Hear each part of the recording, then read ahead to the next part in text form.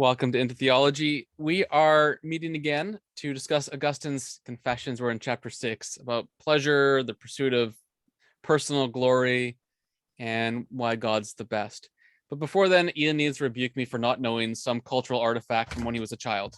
Go on. Well, we were joking before we started to record that the lighting, that's why I've had to screw the lighting here, because it was making me look like an angel. I was like, I am, just like the Sham 69 song, Angels with Three Faces. And you don't know who Sham 69 was. Never heard. One of the greatest punk bands coming out of the UK, late 70s, early 80s.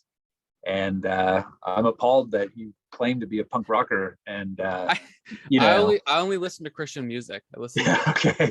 You're the guy that would like send me quotes of like the Misfits on Halloween and stuff like that. So yeah, as cultural engagement of pagans being relevant with the cool. I was being relevant to connect with the kids. So Empires Burning Bright and so on. That's right. Okay. Well, first of all. Pumpkin faces in the night are not things. Make this quote a segue a little awkward because of sensible objects or something. Hey, can you read Augustine? Yeah. Section 6 of chapter 6. Well, I can do that. Yeah, I mean this, book 6. I actually, in terms of all the books that we've dealt with so far in Confessions, this is the one that seems kind of like most like just down to earth, relatable in a weird way. It doesn't have like all the in-depth kind of like philosophical. There's stuff on like evil and God having a body in here and things like that, but like it's not as like kind of intense, like whoa, what is going on? It's almost like biographical, the way he's kind of like engaging with these various people in his life. Well, so I thought before you jump in, can you set up where are we in his life? Like just because people. So he's kind of like at the end now. So the opening of the book starts really kind of with him in adolescence, and now he's roughly about 30. And so he's like describing in the earlier books, like all of his, struggles with things like lust and friendship and whatnot, and like kind of the really like the sensible world. And now as a kind of more mature, he's been by the time you get to the end of it, he's in Milan. And so he spent a bit of time teaching, whether in Carthage or Rome. And so he's like more matured as a man. He's kind of like on the precipice of like Christianity at this point. He's kind of in book 6, he's abandoned the Manichees. He's telling his mom about that, and she's kind of like ambivalent, which is weird because you think, oh, she'd be jumping for joy, but she's like, oh yeah, I knew that was going to happen. So he learns to teach. He teaches in Carthage. He finds out the students are not very good there, so he wants to go to Rome. His mom's a little bit clingy, so he says, I gotta go do something, and ditches his mom, heads to Rome and teaches there. But he finds out, well, it's not good to teach in Rome either because students don't pay you or something to that effect. Yeah. So he then finds a connection in the city of Rome, a Manichaean connection, which is kind of basically a false a cult or something. Yeah. And this connection gets him a job in the city of Milan, which is like a really, really nice city in the north. And actually there'd be an emperor. Yeah, I think it's Valentinius, or I can't remember this time. Valentinus, whatever it is. There's an emperor sitting there. It's like Rome of the North. It's a very nice city. And he becomes an official rhetor, official speaker there. And so he's probably making bling. He's at the height of his career. Already he was like a poet laureate or whatever it is, like a crowned poet. So he's in a really good place. And yet we kind of find he's still not happy. This whole chapter is like, I'm super unhappy. Like, I'm not as happy as I want to be. I'm anxious, blah, blah, blah. Even though he's at the height of his career. And I believe his mom has finally found him again in Milan. Chased him probably through, I don't know if she did, but probably through Rome, wasn't there anymore, went to Milan. And the moral of the story is that mom's rock. Yeah. She chased him down and wanted him to become a Catholic Christian. No, she has her. It's funny how he portrays her too. Like there's a certain honesty, she's like on one level, kind of like a super saint. And then on another level, she's got all these kind of problems, right? Like she's doing like, it was a North African practice that she brings into Europe about the whole idea of like kind of shrines of the martyrs sort of stuff. And she kind of gets rebuked by Ambrose, but she has such a high regard for Ambrose. He's like, stop doing that. She's like, okay. so Ambrose is the main pastor of the big church in Milan. Yep. And his mother, Monica, goes to that church, really likes Ambrose, but Monica brings food to offer to the icons, not icons actually. The shrines of the martyrs. The shrines of the martyrs. Okay. she's bringing wine and stuff like that. Yeah, but that Ambrose, the pastor there, is like, oh, that seems really pagan. Don't do that. Yeah. And she acquiesces. So she has some problems. She also tells Augustine, I don't remember if it's in this chapter or not, but in this time period, so you can't marry the woman you've been living with for like over a decade. Yeah, it's this one. And part of the reason is like legally it'd be tough because I think she's from a lower caste. That's a big obstacle. But secondly, I think his mom, you know, for Wheel for Will, loves Augustine, wants him to succeed, and she knows if he marries down, his career is kind of, his life is kind of down. So she is a saint, but like any saint, she's also a sinner. On this side of heaven, there's sinners and saints. We're all together in the ark until we get to heaven. So I think she's a mixed character, but overall, she's good. I mean, she's praying for him. She's wanting her best, but Augustine includes all the warts and wrinkles of the Christian life in this as well. But what's interesting about that is that he's, you know, when you think of like the word hagiography, right? So like writing in a saintly way, it's you're making the subject of your book seem perfect. And that really does come through, you know, the early church and the medieval period where hagiography is everywhere. And he himself reads a hagiography, right? Like the life of Saint Anthony by Athanasius will be a really big book for him, as we're going to see here soon. And yet he himself doesn't write a hagiography. He's writing about himself, and the whole thing is like, what an awful sinner I am. And you can be cynical and judge him, like, oh, is he being truthful here? Is this like a humble brag? I don't think it is, because even like the way he's portraying his mother, who he obviously has a very, very, very deep love for, yet he's also willing to kind of show her foibles. And even somebody like an Ambrose doesn't totally come out great here either. You know, he's a bit aloof with Augustine. Right. And kind of like he's too busy to be able to talk to him. And that really bothers Augustine. Typical megachurch pastor. Yeah, that's right. That's it. Which, I mean, kind of a megachurch pastor who's never talks to anybody and all he wants to do is study them. I think that's useful to mention. And yeah, hagiography is interesting. It's also really valuable. I think if you read hagiography, if you read your heroes as being perfect, you end up kind of creating a legalistic culture where if anyone makes a mistake, well, my hero T.T. Shields never did. But then you read it, and then you learn about like, wow, he made a lot. So, or probably. So then, well, it's the saying, right? Never meet your heroes. Well, I think in God's providence, this book's really helpful because it actually makes you like Augustine more, but for the right reasons. Totally. Because you know where he came from, what he struggled with. He's maybe more personal than anyone among his contemporaries about his internal sins and ruminations, and like just these personal stories about how he stole a fruit from a tree, for example. I think it was a pear. Or even his lust. Like in this chapter, we're talking about the topics anyway, so we'll do the reading, but I guess it'll be more in the middle. Sure. In this chapter, it's fascinating. He talks about, so he sent his not concubine, he sent his girlfriend back. I think she was at Carthage. I would say that's an appropriate term. Well, whatever the right terminology is, like common. But the point is, he sends her back. But then he's like, I was super lustful, so I grabbed another woman. I didn't love her. I think he just finds another girlfriend so that he can have sex with her. And when he's talking to this, I think it's a friend Olympus, if I remember right, he loves Olympus's lifestyle, but it was like, no, Ambrose. He's talking about Ambrose, I believe. He's like, he's like his celibacy. Yeah, he's like, are you celibacy's insane? Like, what are you, crazy? Like, this is like, Ambrose is so great. This must have been his one struggle. It's like kind of no idea. Yeah, I think it was Ambrose. It was Ambrose or it is Ambrose. It was Ambrose.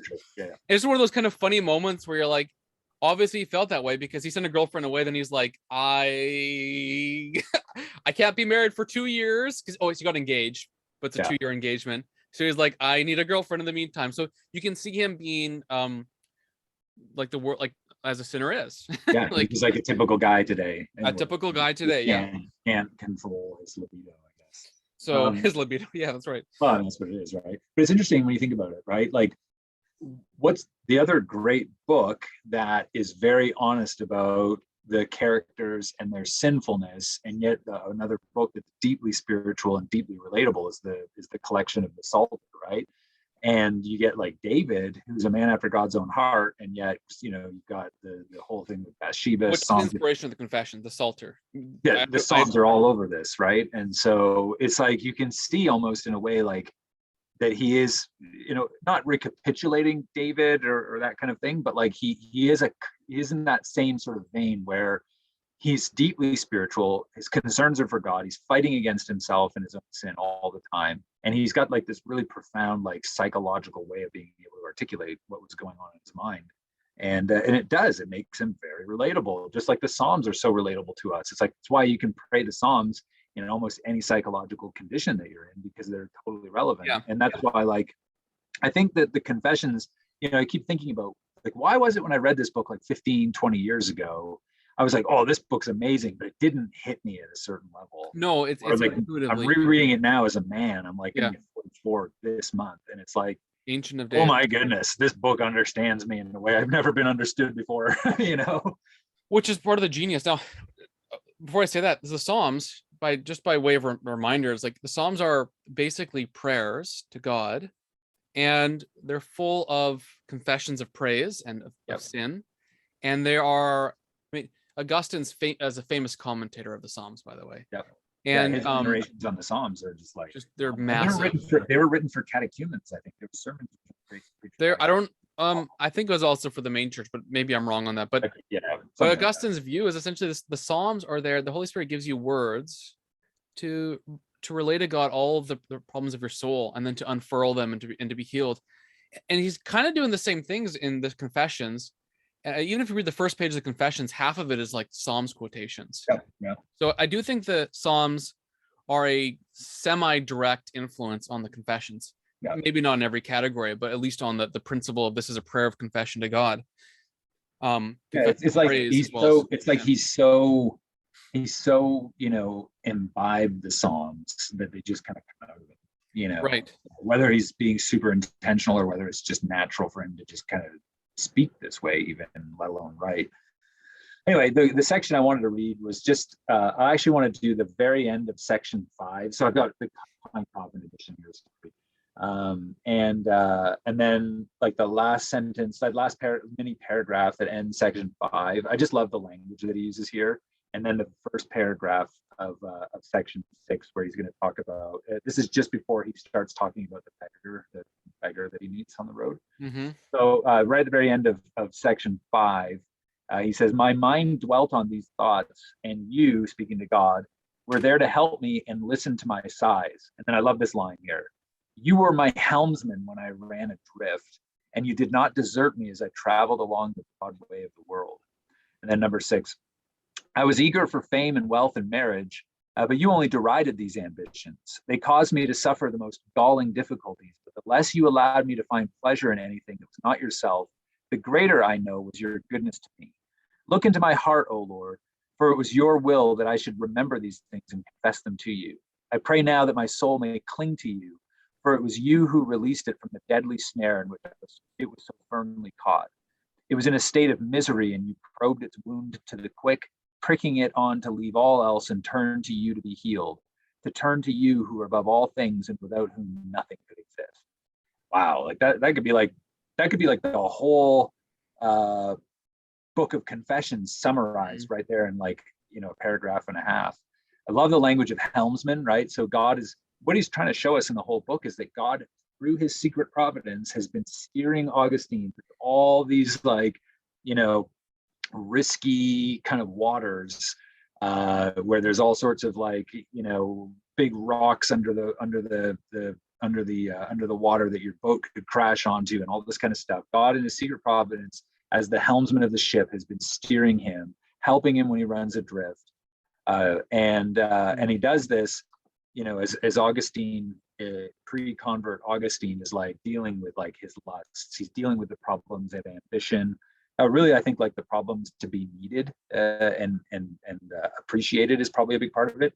And then he finishes it with this whole idea of like, it was in a state of misery, you probed its wound, right, to the quick. So it's like, oh man, this hurts, right?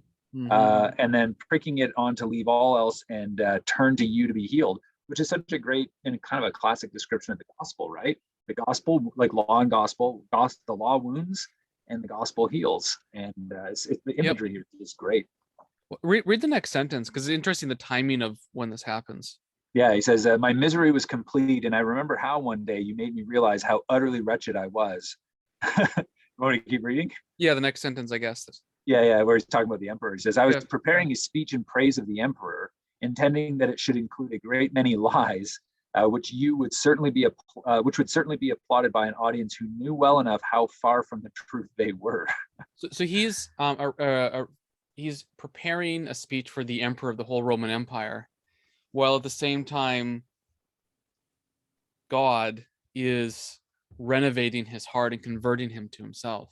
Yeah, it's just a really interesting contrast, because again, he's near the height of a secular career, to the point that he actually gives basically a lecture or a presentation in front of the emperor, like a panegyric kind of thing. It's like he's trying to like send all these praises and whatnot. Right. And so that's kind of the height of secular, of worldly power. Yeah. Yet he's going to continue to talk about how he gets unhappy. So it's Valentinian too, is what that is. Is it? Did you check? Yeah. And so it's just fascinating, like the contrast there. And he will then have all these illustrations. He comes down to, he's preparing this message for the emperor, but then he sees a beggar. And it's like, the beggar's happy, I'm not. Yeah. The beggar's happy simply because he's drunk. And Augustine's like, I'm doing all this work and I'm not nearly as happy as he is. This is lame. Why does he get to be happy? If I'm doing all this to be happy or to have joy and all this kind of stuff, why shouldn't it just be like him? He's already achieved his goals. My ambition is making my life horrible. Yeah. Which is why I like at the top, I like my translation slightly better. Let me read it, and then you can go. He says, I aspire to honors, money, marriage, and you laughed at me. Yeah. I like just the way that it's said in my translation. Yeah, you got Chadwick, right? Yeah.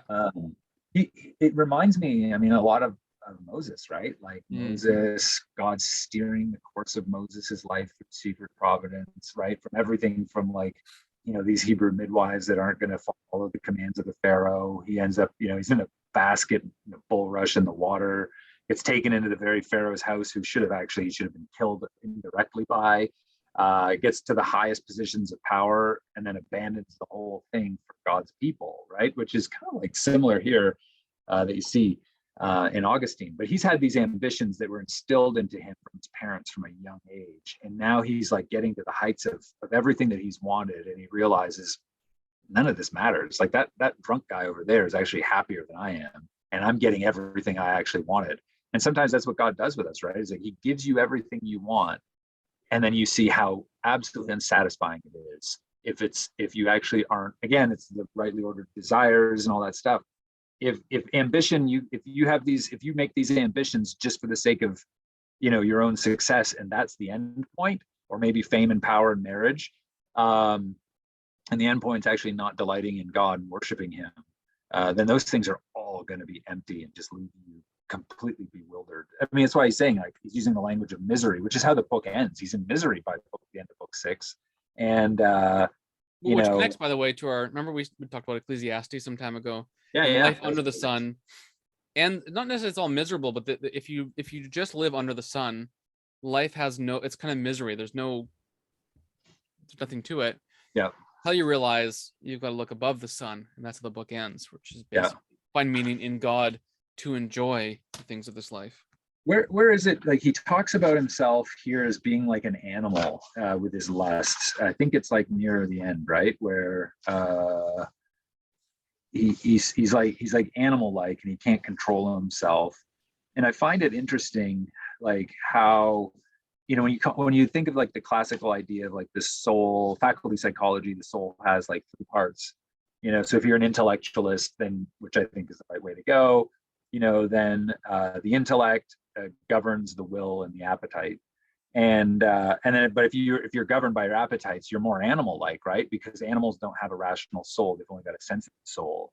And so when you're governed by those appetites or desires, then it makes you base like an animal, which is kind of like Nebuchadnezzar. You see how he's made like an animal. You talk about how, like in the Psalms, in Psalm 73. Yeah, exactly, right. As what I was thinking of. And he's kind of using the same thing. And it's like within the soul, it's like you have like a hierarchy in the soul where like the lower elements rise up to the higher, which is the intellect. And then you think of like how he's framing all of this in Confessions. It's like the closer I am to God, then the more everything is unified and ordered, and I'm more human.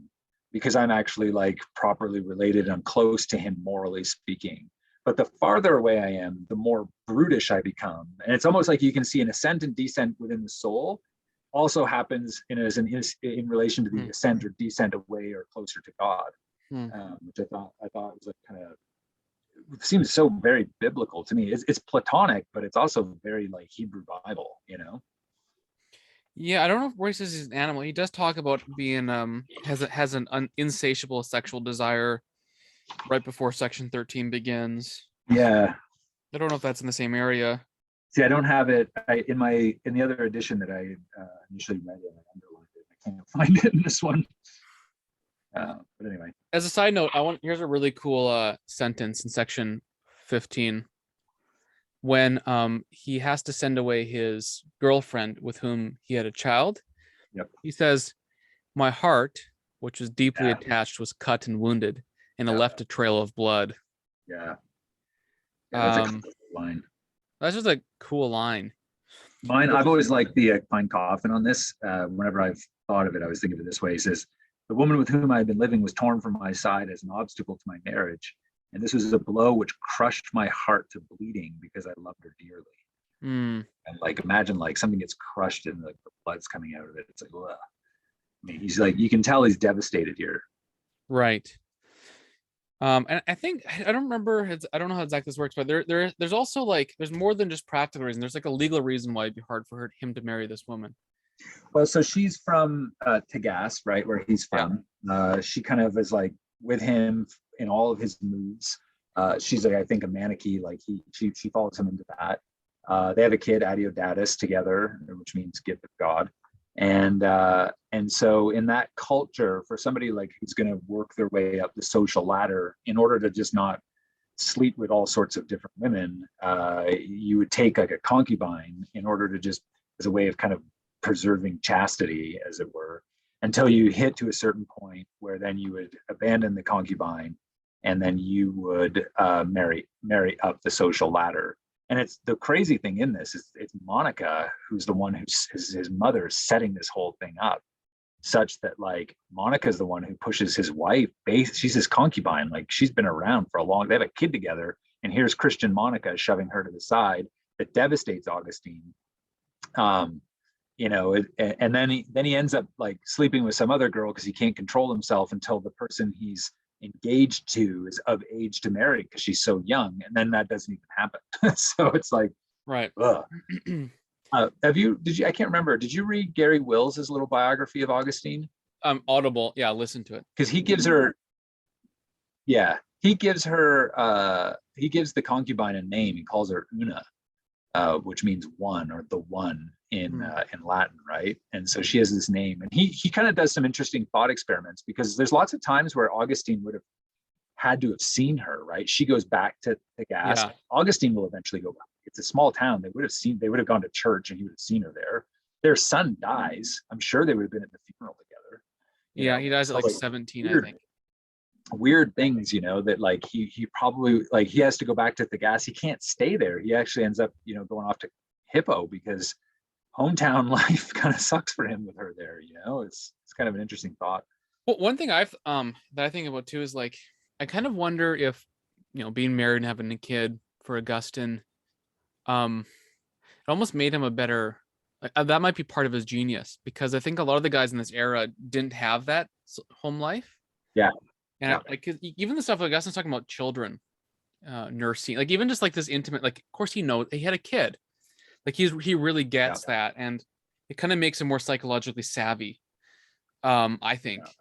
And even in his Trinitarian theology, where he creates these psychological analogies, like he just knows how people work. And I think this you know, his broken and crushed heart, like he knows, he's looked inside and felt, you know, despair and hope and joy in a full way that a lot of people maybe can't. Like his friend Alypius has sex like once, and he's like, ugh, I don't like sex. Augustine's like, okay, you know, weirdo. So Alypius like, I'm just gonna be celibate. It's fine.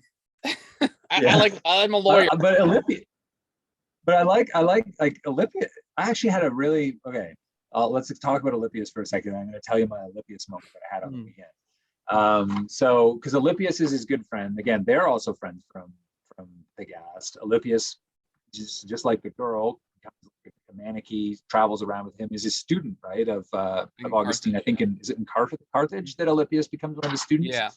And they're good friends. I think, in and Rome. and Augustine's really at like, yeah, it's like he has like this legal position, and then he shows like this kind of rock solid character, right? Like he's being tempted to bend the rules for certain political power mongers that he's not willing to do, and he takes it on the chin.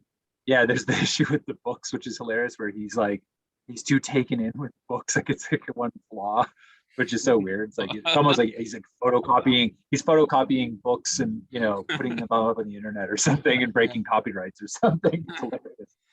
But then the one issue where he really struggles is with going to like the gladiatorial games, right, where he has like, which is so crazy. Like when you think about it, it's like, I don't understand that. Like I don't understand why anybody would want to go and watch another human being die in like savage ways. Like I just don't understand that at all. Like there's no temptation. But I can understand like Augustine's struggles. He's got struggles with lust of women. But so it's so like such a striking contrast that this is the issue that Alypius has to deal with. And then like he renounces it. He's not going to go because Augustine makes an offhanded comment in a lecture that really convicts Alypius of going to these things. And then like this group of like kind of false friends drags Alypius to a gladiatorial game. He's like, I'm not going to listen. Or he's like, I'm not going to watch. He closes his eyes. But he hears too much, right? And he's like, then he gets furious. Comes in his ears, and he's like, he gets caught up with the crowd. Yeah. And then he's sinning again, because he's going to doing what he not to do. So on Saturday night, a friend of mine, he's one of the dads at my son's jiu-jitsu academy, invited me to go to Joe Rogan. Joe Rogan was here in Denver. Oh, I didn't. Doing a stand-up show for his Sacred Clowns tour, and he was there with like Tony Hinchcliffe and Duncan Trussell, who are these other stand-up comedians. And it was the same. It was like I was having this weird Alypius moment where you get there, and I've never been to a stand-up show before, and I've never really like paid attention to Rogan as a stand-up comedian. Right. It was like so raw. It was like, I confess I was laughing because it was super funny, but at the same time it was like, and like they were really hitting hard at cancel culture, and so they were like being particularly egregious, like in the face of cancel culture, which I appreciated. But some of the stuff, I'm like, man, I'm laughing, and I don't think I should be laughing at this. Yeah, I can see. And that. it was like, I can imagine a comedy. I could kind of relate to Alypius here. It was like I kind of went to this thing not expecting it, and then it was like, oh my goodness, And anyway, that I don't know why. That's true. Like because all the online comedy shows, which are probably cleaner in a sense, are like on Netflix or whatever, pretty bad. So that's interesting. Yeah.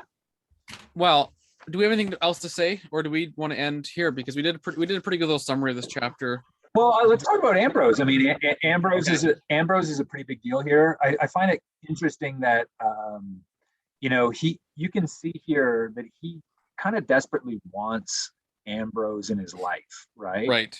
And in a weird way, it's like Ambrose is almost like a father figure for him, right? And just like his mom's there, and then Ambrose is like dad. Yeah. And his dad had kind of like been ambivalent, sort of rejected Augustine. Now he's going to Ambrose, kind of like as a father figure.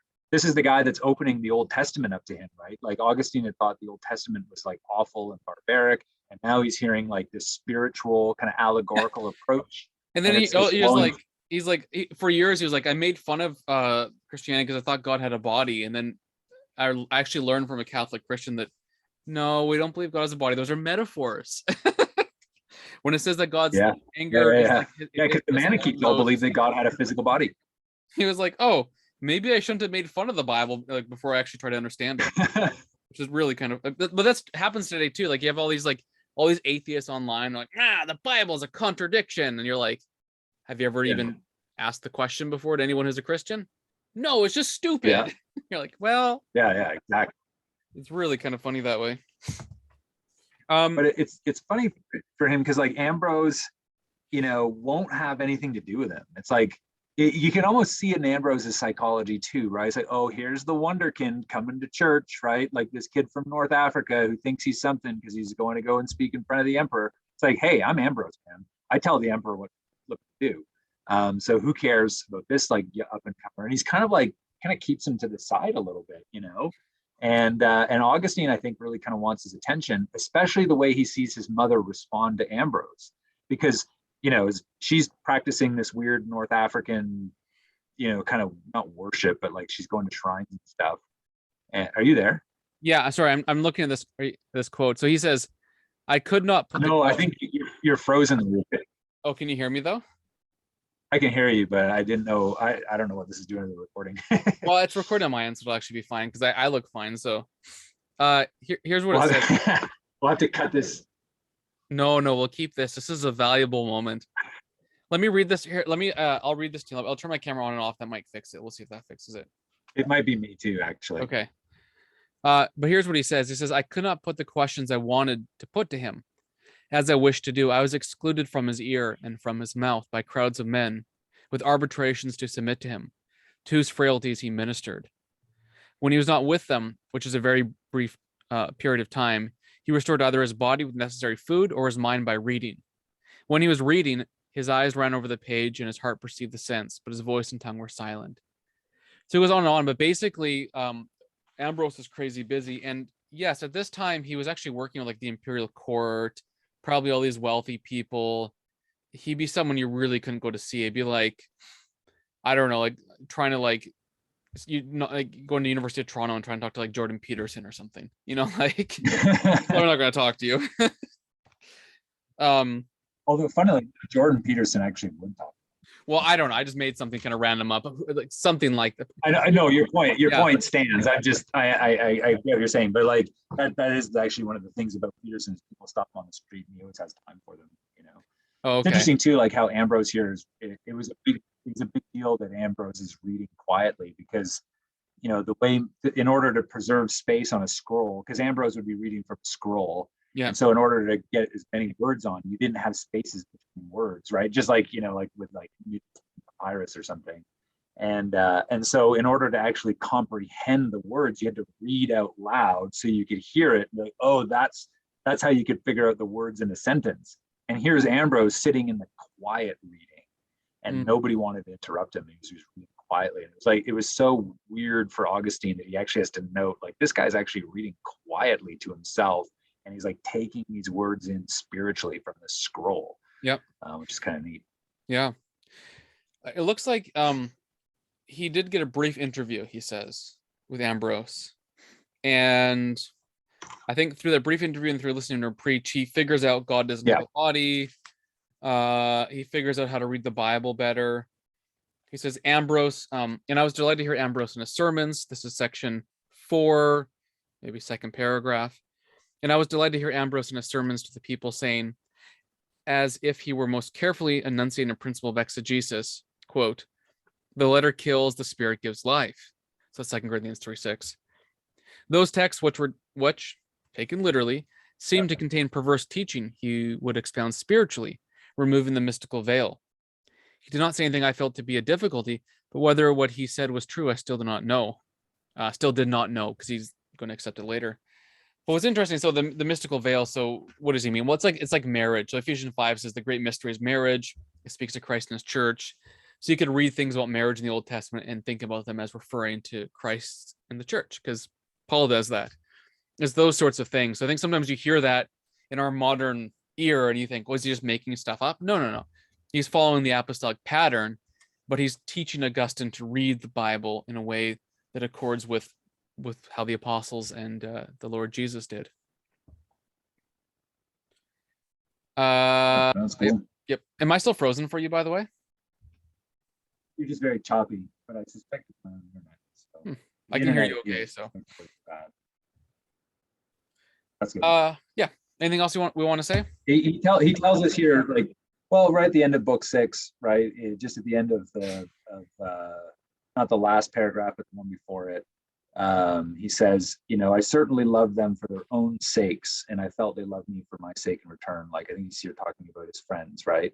And then he says, what crooked paths I trod, what dangers threaten my soul when it rashly hoped that by abandoning you, God, it would find something better. Whichever way it turned, on front or back or sides, it lay on a bed that was hard, for in you alone the soul can rest, which is similar language to the opening of the whole Confessions. He says, you are there to free us from the misery of error, which leads us astray, to set us on our own path and to comfort us by saying, run on, for I shall hold you up. I shall lead you and carry you on to the end. And it's like, oh man, what a beautiful way. It's like, I know people think, oh, that footprints, kind of poem, God's footprints in the sand kind of stuff, kind of corny. It's like, that's kind of what he's saying here, Well, in Isaiah 40, that would be lift up like the wings of eagles, and I think God will carry us over the highway across the desert to the promised land. I might be misremembering that, but that's that kind of idea in Isaiah anyways. So you do have this language in scripture where God carries you like a bird. You rest in him as he's doing the work for you. So I like it. I say we stop here because we've gone for like half an hour, and this is our bonus episode to catch up, and hopefully we'll get together and finish chapter 7. What is chapter 7 about? I didn't even look yet. Probably some very, very interesting things. Neoplatonism. That'll be a fun one. Neoplatonism. Oh yeah, that'd be cool. That'd be fun. Okay, sounds good. See you next time.